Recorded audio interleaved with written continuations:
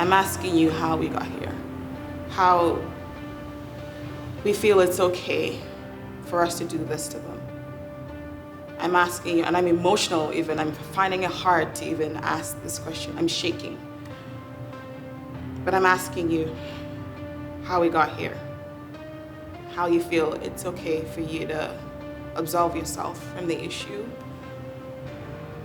But I also want you to think, how in my own small way can I help, play a part in turning this around? I want to ask you that.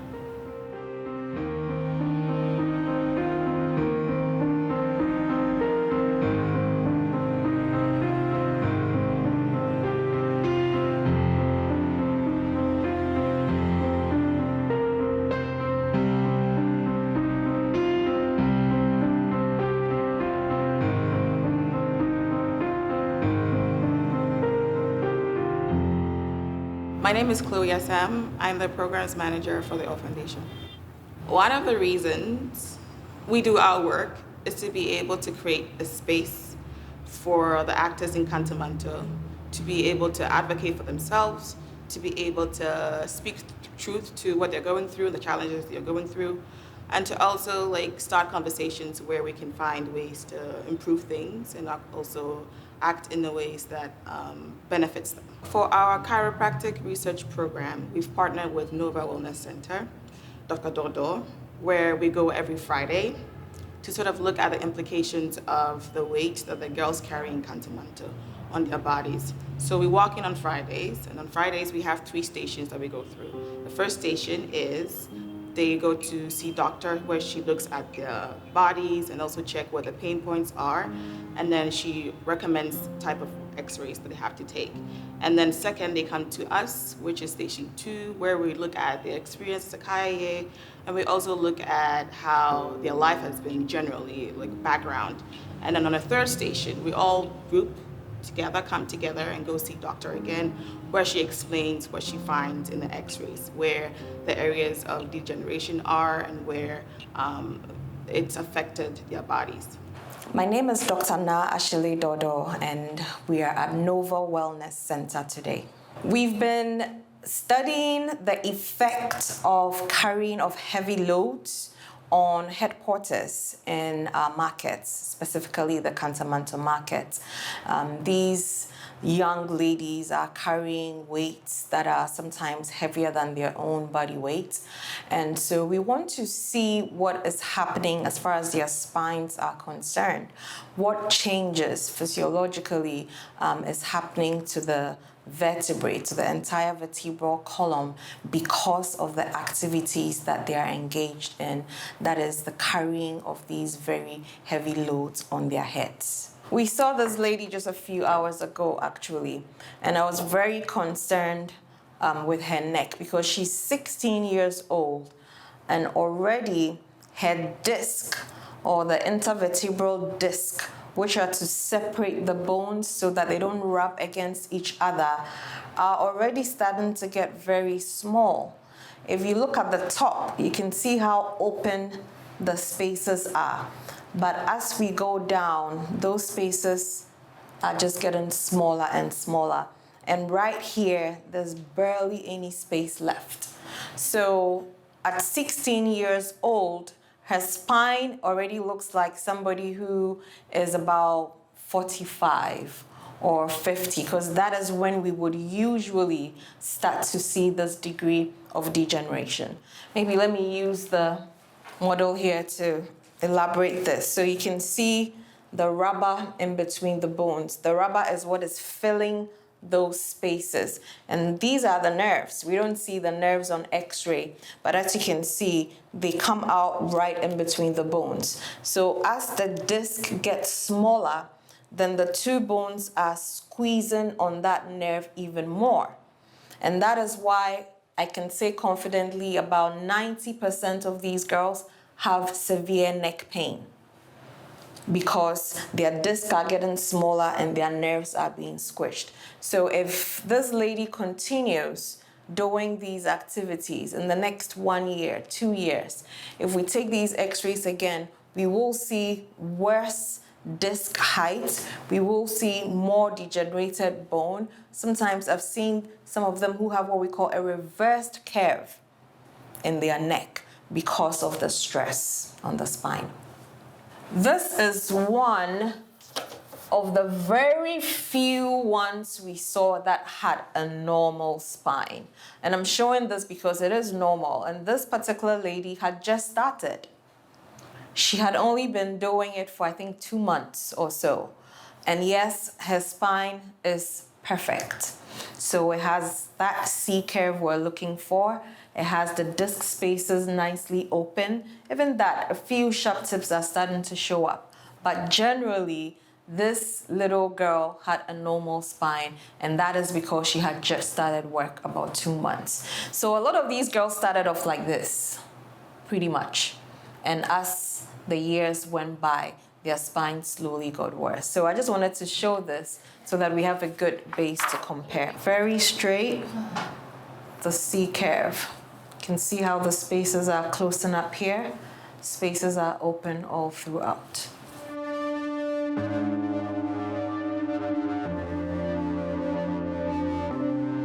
So we're looking at another set of x-rays. Now this lady also has cervical spondylosis, very severe. Now in her case, the bones have gotten so weak that they are stretched out. So if you compare the top ones to the bottom, you realize that the top ones extend way beyond these last two. You can also see the sharp tips, which I've put my pen on top. So all these are signs that the bones are so weak, there's more calcium being deposited there, and that's why it looks elongated. Now with this lady, she also has a very, very straight neck. And because of how the bones have elongated, it has even affected her airway. So if you look, instead of seeing a nice black shadow here to show how you're breathing in and out, it looks kind of fuzzy. And I believe it's because of the wear and tear of the bones that are behind that airway.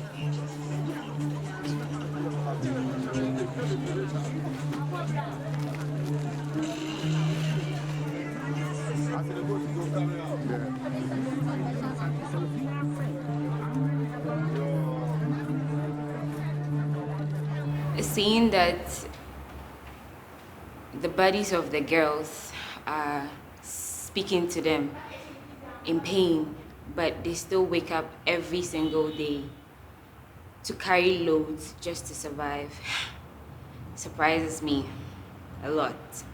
My name is Nabia Chambers. I'm programs assistant and translator. They wake up at dawn, like 4. Some wake up at 5. And then the next thing, they just think about work. And then they sleep like 10, 11, 12. They're tired. They don't even have the time to feel their pain. It's like part of them. The very first time you ask them, okay, what was your first experience? They tell you, oh, I had like serious chest pain or body pain. But as the day goes by, it looks like it's now part of them. The pain is part of them. They don't see it to be something different. Like pain is normal. Like they're supposed to feel it because that is the work they do. Their bodies have become used to the pain. They are numb to the pain. They don't even realize that they have the pain. It's just like, imagine if you were to hit your arm on something like 10 billion times, after a while you don't feel the pain anymore. Yes, so I think that over the years, those who have been doing it for so long, their bodies have become so used to the pain and discomfort. They wake up with it, they go to bed with it, they're working through it, that they don't feel it anymore. And that's the dangerous part. Because if you don't feel the pain and the danger is coming, you wouldn't know.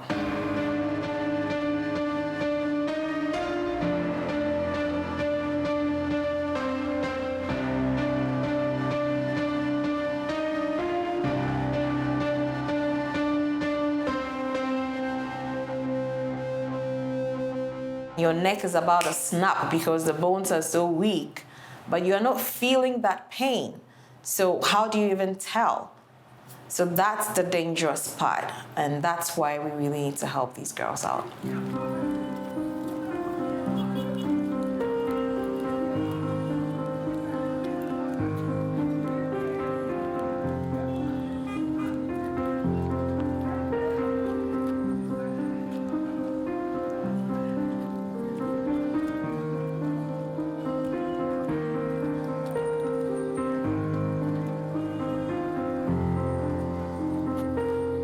They leave the northern region and come to the capital. It's a different world for them. That's the first step. And they start making money they don't make down in the north. That's also a different impact.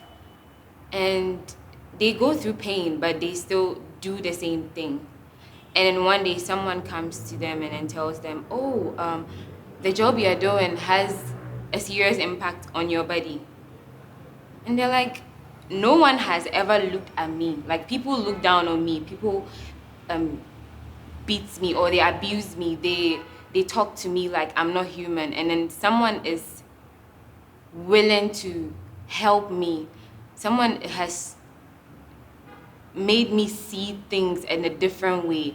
They are more appreciative than they should. Because, like, it could have gotten worse. No one would have even looked at them. But they see the positive side of it, like, okay, someone is willing to help me. Someone wants to change my life. Someone wants to make me better. And that is where they focus on, the positive aspects. Like, they always see the positivity. Oh, someone is ready to help me. Someone is making me see the world in a different way. That is how they see it. Like, they are very, very grateful that someone thinks about them. Someone sees them. Someone talks to them. Someone sees them as human beings. Like, they feel them, like, without even having to carry load, but they feel them. And that is so positive to them. Like, that is one thing they really love. And they're happy. Even I would be happy.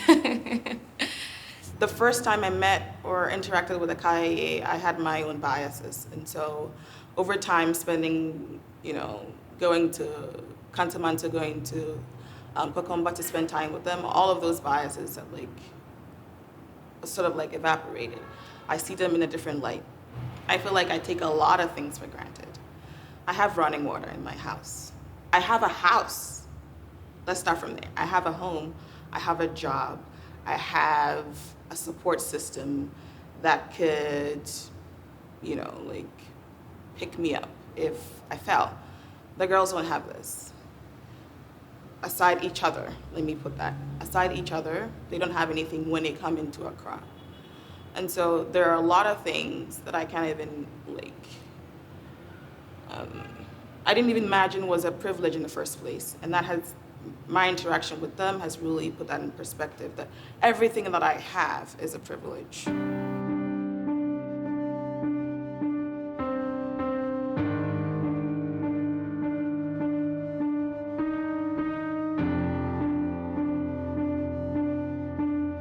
At home, you're carrying a bucket of water, maybe, to go shower. That may be weighing, 20 kilos, if that, or less. Once you're done with your shower, that's it, okay? This is something that culturally we've done for a very, very long time. And I do see a lot of degeneration in the general populace. It may be some of these things that we do. But the difference is that for these girls, this is their career.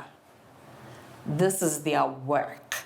So from Monday to Saturday, for most of them, all day long, they are carrying weights of 55 kilograms or more on their heads, back and forth. And the other thing that I think is of great concern is that when you're at home and you're carrying a bucket of water, you're probably eating well. You're probably getting enough rest. You're drinking good water. You're breathing in good air. These girls don't have any of that on top of the stress they're putting on their spines. We would all say poverty is the reason why they would move from the north, but I don't think that is the only reason why. I would say they are ignorant about what's really going on in the capital. Their peers come and then paint this beautiful picture of the capital. They paint a beautiful picture of Kayayei. Oh, you're gonna make so much money when you come here. Life is not hard. Like, oh, you're going to make it within like the shortest period. Like, just carry loads. Like, you've been carrying water, you've been doing things, but you don't even get paid for them. Why don't you just come to Accra? You can make money, you can change your clothes, you can have a smartphone. Like, it's enough reason for them to move from the north to the south. And when they get here, they realize, okay, things are not as we thought they would be. But because of their peers giving them this motivation, like, oh, they look very different, they're in good clothes, they're able to support their families as little as 20 cedis in a whole month, and then they are fine. Okay, I think I would also come and do that because my friend is looking better than she was. Even if it's just a different dress that she's wearing, she still looks better than I am, so I would move from the north to the south to come and work. If you've been doing one thing for all your life and that's all you know, that's all you know. You cannot think outside things that you have not seen, have not experienced, have not been given the opportunity to, have or envision. So let's start from there. The girls have been used to one thing, been used to seeing their older sisters, their mothers, their aunties carrying, and so they think that's the pathway for them. And that's the only way for them to go because they have not seen themselves being anything outside of that. If we start from there, we can begin to think through how the girls sort of like get stuck in their own way. So the question is, how do we break those cycles? How do we break those paths for them? Or even show them how to break those paths? It's by bringing them outside of that context into another, showing them that there are many experiences and many types of jobs there. There are other ways you can make a living aside head carrying. Let's start from there. For our programs, we try to tackle some of these challenges. With the Kayayei, we have the chiropractic research program to be able to look at their bodies and the implications the weight have on them. 2 is a peer-to-peer mentorship program where we encourage young people to be able to be role models for the Kayayei. And 3 is an apprenticeship program where we, ask partners to be able to take on 1 girl or 2 girls to serve as apprenticeship and sort of like mentor them and teach them the ropes of their business. Some people get better. Some people opt out of Kayayei just because they've seen a sister do that or start selling porridge or start going to a different business apart from Kayayei, and that is enough motivation. They have this empowerment, like they empower each other, like, oh yeah, you can do this, like you can save money, you can become something that, they have. The moment one person has this mindset, oh, I want to be this, you realize like everyone wants to be that because one person empowers the rest, and then that sisterhood like helps everyone grow from what they were. Like it moves them to another like growth level, and that is very, very helpful. One of the ways I feel people will be able to help is if they start to advocate for the Kayayei. Another way, which I really encourage you to do, is to be compassionate and put yourself in their shoes. Be more accommodating. See them as human as you are. That's one way you could help. Another way, if you have the opportunity, is to bring someone on. If you have a craft or you have a business, bring one of the girls on to be able to apprentice with you so that they can accompany themselves out of the situation that they're in right now. Another way I feel you could also help is to donate. And I know it doesn't sound like you might be doing anything personal to help with a problem, but it really goes a long way to help with the groundwork. For example, it takes only $1,000 to be able to enroll one girl into our apprenticeship program. It's been very stressful sometimes when, as a doctor, I see some of these x-rays that in my career I would usually see on older people, and then I see a 16-year-old spine that looks like she was 40 or 50. So sometimes it's very heart-wrenching, and it's difficult because these girls, they're so stressed that this is the last thing on their minds. This is the last thing on their minds. And to think that this is the future of our country, and these girls are only looking for that extra back for which they're ready to put their entire lives at risk so that they can feed their families. I must say that it's been very difficult. But as the days have gone by, I've been able to be a bit less emotional when treating them, and now we chit-chat and we laugh and all have a good time with them. But I am hoping that by the end of this research, we all would be able to do something a little bit more to help these girls out.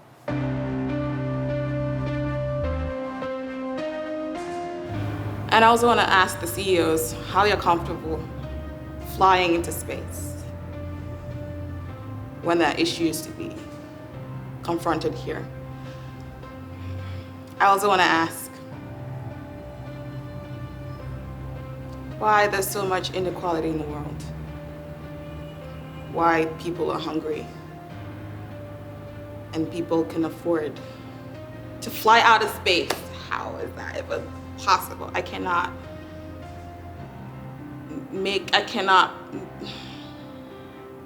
the math doesn't exist for me.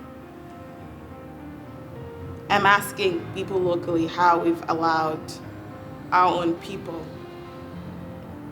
our neighbors, to also suffer. I'm asking you.